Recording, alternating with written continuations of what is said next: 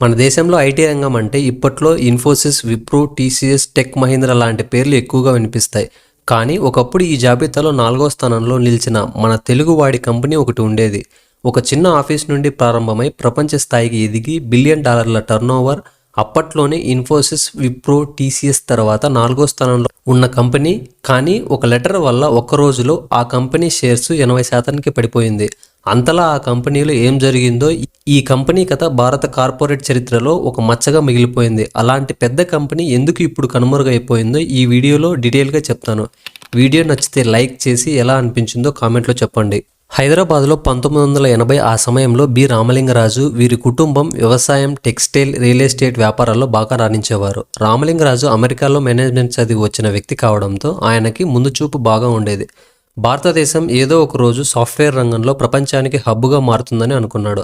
అదే ముందు చూపుతో 1987 ఆ సమయంలో రామలింగరాజు సత్యం కంప్యూటర్ సర్వీసెస్ స్థాపించాడు. మొదట్లో ఈ కంపెనీ కోడింగ్, డేటా ప్రాసెసింగ్ వంటి చిన్న ప్రాజెక్టులతో ప్రారంభమైంది. కానీ రామలింగరాజు దూరదృష్టి కలవాడు కాబట్టి హైదరాబాద్ని ఐటీ హబ్గా మార్చాలని చూశాడు.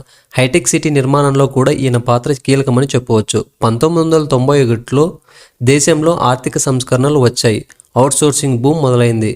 అవుట్సోర్సింగ్ అంటే విదేశీ కంపెనీలు తక్కువ ఖర్చుతో భారతదేశంలో ఉన్న కంపెనీలకి తమ ప్రాజెక్టులను అప్పగించడం.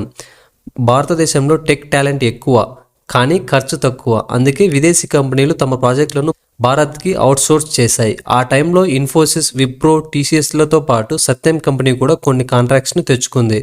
అలాగే కాంట్రాక్ట్స్ చేస్తూనే 1999లో సత్యం కంప్యూటర్స్ న్యూయార్క్ స్టాక్ ఎక్స్చేంజ్లో లిస్ట్ అయింది.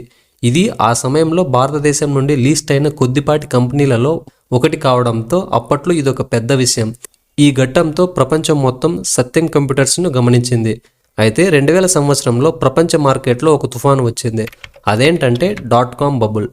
1995 నుంచి 2000 మధ్యలో అమెరికా అలాగే యూరోప్లో ఇంటర్నెట్ కొత్తగా ప్రారంభమైంది. అప్పుడు చాలా కంపెనీలు .com అనే పేరుతో వచ్చాయి. ఎగ్జాంపుల్గా Amazon.com, Pets.com ఇలాంటివి. ప్రజల్లో అప్పుడు ఏమనుకున్నారంటే ఇంటర్నెట్ కంపెనీ అంటే భవిష్యత్తులో ఖచ్చితంగా సక్సెస్ అవుతుంది కాబట్టి పెట్టుబడిదారులు ఆ కంపెనీలలో పెద్ద మొత్తాల్లో డబ్బు పెట్టారు. కానీ ఆ కంపెనీలు లాభాల్లో ఉన్నాయా నష్టాల్లో ఉన్నాయని ఆలోచించకుండా పెట్టుబడిదారులు ఇన్వెస్ట్ చేశారు. ఈ ఊపుతో షేర్ ధరలు ఆకాశాన్ని ఎగబాకాయి. ఎంతలా అంటే 1995 నుండి 2000 సంవత్సరం వరకు ఇంటర్నెట్ కంపెనీల షేర్లు నాస్డాక్లో ఈ 5 సంవత్సరాల్లో 500% పెరిగింది. ఇదే సమయంలోనే చాలా కంపెనీలు లాభాలు చేయడం లేదు, బిజినెస్ కూడా స్ట్రాంగ్గా లేదు. 2000 సంవత్సరంలో పెట్టుబడిదారులు షేర్లన్నీ అమ్మేశారు. ఒక్కసారిగా షేర్ మార్కెట్ కుప్పకూలిపోయింది. నాస్డాక్ మార్కెట్ విలువ 78% పడిపోయింది. వందల కంపెనీలు మూతపడ్డాయి, బిలియన్లలో నష్టాన్ని చూశారు. అయితే ఈ తుఫాన్లో కూడా సత్యం కంప్యూటర్స్ బలంగా నిలిచింది. ఎందుకంటే ఇది కేవలం కళలపై కాకుండా నిజమైన ప్రాజెక్టులపై పనిచేసింది కాబట్టి. ఈ కంపెనీ గ్రూప్ను చూసి world bank, general electric, Nestle, Quant's airlines వంటి క్లయింట్స్తో కాంట్రాక్ట్స్ కుదుర్చుకున్నాయి. .com బబుల్ తర్వాత ప్రపంచం సత్యంపై మరింత నమ్మకం ఉంచింది. ఈ కంపెనీ కేవలం ఐటీ కళ కాదు, నిజమైన ఫలితాలను ఇస్తుందని మార్కెట్లో అప్పట్లో బాగా వినిపించేది. సత్యం కంప్యూటర్స్కి 2004 నుంచి 2008 వరకు గోల్డెన్ పీరియడ్గా నడిచింది.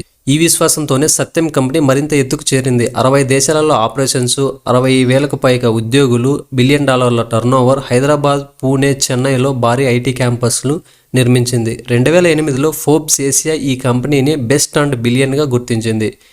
ఇండియాలో ఆ సమయంలో ఇన్ఫోసిస్, విప్రో, టీసీఎస్ తర్వాత 4వ అతిపెద్ద కంపెనీగా సత్యం కంప్యూటర్స్ ఉండేది. అప్పుడు నిజంగానే భారతదేశానికి గర్వకారణం. కానీ వెలుగుల వెనుక చీకటి కూడా దాగి ఉంటుందని మనం మర్చిపోకూడదు.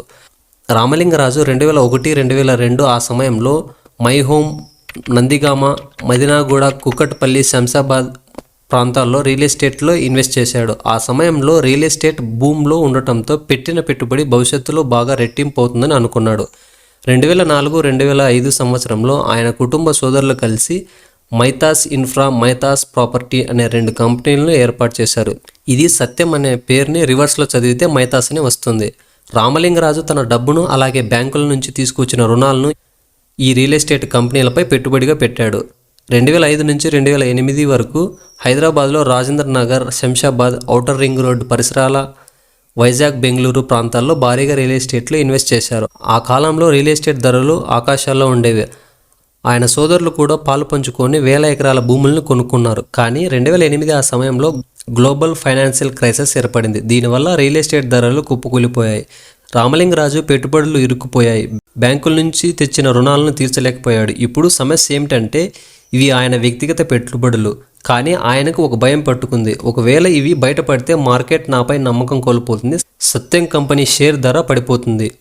అందుకే ఆయన ఒక నిర్ణయం తీసుకున్నాడు. కంపెనీ లాభాలను కృత్రిమంగా పెంచి చూపించడం. నిజానికి సత్యం కంపెనీ లాభం 3-5% ఉండేది.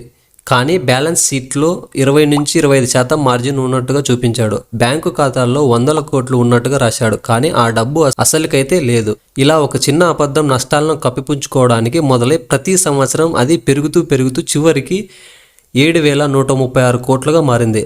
2008 డిసెంబర్లో సత్యం బోర్డు ఏమని ప్రకటించిందంటే సత్యం తన సొంత రియల్ ఎస్టేట్ కంపెనీలైన మైతాస్ ఇన్ఫ్రా, మైతాస్ ప్రాపర్టీస్ని 7,200 కోట్లకు కొనుగోలు చేస్తుందని ప్రకటించారు. ఇన్వెస్టర్లంతా ఒక్కసారిగా కోప్పడ్డారు. ఒక ఐటీ కంపెనీ ఎందుకని రియల్ ఎస్టేట్ కంపెనీని కొనాలి అని ప్రశ్నించారు. ఒకే రోజులో షేర్ ధర దాదాపు 55% పడిపోయింది. దీంతో డీల్ రద్దయింది. కానీ అప్పటికే అందరికీ స్పష్టమైపోయింది ఇక్కడ ఏదో పెద్ద మోసం జరిగిందనేసి. రామలింగరాజు కూడా ఆ అబద్ధాన్ని దాచలేక 2009 జనవరి 7న రామలింగరాజు తన బోర్డుకి లేఖ రాశాడు. అదే కన్ఫెషన్ లెటర్. అందులో ఆయన ఏమని ఒప్పుకున్నాడంటే, నేను 7,136 కోట్ల లాభాలను నకిలీగా చూపించాను, బ్యాంకు ఖాతాలో డబ్బు ఉన్నట్టుగా చూపించాను, కానీ అసలుకైతే లేదు. మొదట చిన్న అబద్ధాలుగా మొదలై కానీ అది పెరిగి పులి మీద కూర్చున్నట్టు అయిపోయింది, దిగితే తినేస్తుందనే భయంతో అని ఆ లేఖలో రాశాడు. ఆ లేఖ ఒక్క రాత్రిలో సత్యం కంప్యూటర్స్ని పూర్తిగా పాతాళానికి తొక్కేసింది. ఆ కంపెనీ షేర్ ధర దాదాపు 80% పడిపోయింది. వరల్డ్ బ్యాంకు కాంట్రాక్ట్స్ బ్యాన్ చేసింది. న్యూయార్క్ స్టాక్ ఎక్స్చేంజ్ ట్రేడింగ్ నిలిపివేసింది. ఇన్వెస్టర్లు $1 బిలియన్ నష్టపోయారు. 60,000 మంది పైగా ఉద్యోగులు ఒక్కసారిగా భవిష్యత్తు కోల్పోయారు. ప్రపంచమంతా ఒక్కటే మాట, India IT equals to scam అని చెప్పసాగాయి. ప్రభుత్వం ఇందులో జోక్యం చేసుకుని బోర్డును రద్దు చేసి కొత్త బోర్డును నియమించింది. రామలింగరాజు, అతని సోదరులు, అలాగే CFO అందరినీ అరెస్టు చేసింది. ప్రైస్ వాటర్ హౌస్ కూపర్స్ అనే ఆడిటర్స్ నెగ్లిజెన్సీకి బాధ్యులు వహించారు. కంపెనీని మూసివేయలేదు, కానీ ఉద్యోగులు, ఇన్వెస్టర్ల కోసం ప్రభుత్వం ఈ కంపెనీని ఆక్షన్లో పెట్టింది. 2009లో సత్యం కంపెనీని టెక్ మహీంద్రా కొనుగోలు చేసింది. తర్వాత ఆ పేరు మహేంద్ర సత్యంగా మారింది. 2013లో అది పూర్తిగా టెక్ మహీంద్రాలో విలీనమైపోయింది. 2015లో ప్రత్యేక CBI కోర్టు రామలింగరాజు అలాగే మరో 10 మందికి 7 సంవత్సరాల జైలు శిక్ష విధించింది. ఈ సంఘటన తర్వాత భారత ప్రభుత్వం కార్పొరేట్ గవర్నెన్స్ లాస్ను బలపరిచింది. కంపెనీ అకౌంట్స్లో పారదర్శకత కోసం ఇండిపెండెంట్ డైరెక్టర్స్ ఆడిట్ కమిటీ బలపడ్డాయి. సత్యం కంప్యూటర్స్ కథ నేటికి బిజినెస్ స్కూళ్ళలో ఒక ఉదాహరణగా చెప్తూ ఉంటారు. ఈ కథ మనకి ఏం చెప్తుందంటే సక్సెస్ తెచ్చుకోవడం తెలివితో సాధ్యం, కానీ నిలబడే శక్తి మాత్రం నిజాయితీతోనే వస్తుందని చెప్పవచ్చు. అంతే ఫ్రెండ్స్, ఈ వీడియో మీకు ఎలా అనిపించిందో కామెంట్లో తెలియజేయండి. అలాగే ఇలాంటి వీడియోస్ కోసం ఈ ఛానల్ని సబ్స్క్రైబ్ చేయండి. ఇంకా వెరైటీ కంటెంట్స్ ఈ ఛానల్లో చాలా ఉన్నాయి, దయచేసి వెళ్ళి చూడగలరు. మీకు అలాగే ఏమైనా వేరే కంటెంట్ విషయంలో వీడియో చేయమంటే కామెంట్లో చెప్పగలరు. అలాగే లైక్ చేయండి, సబ్స్క్రైబ్ చేయండి, షేర్ చేయండి.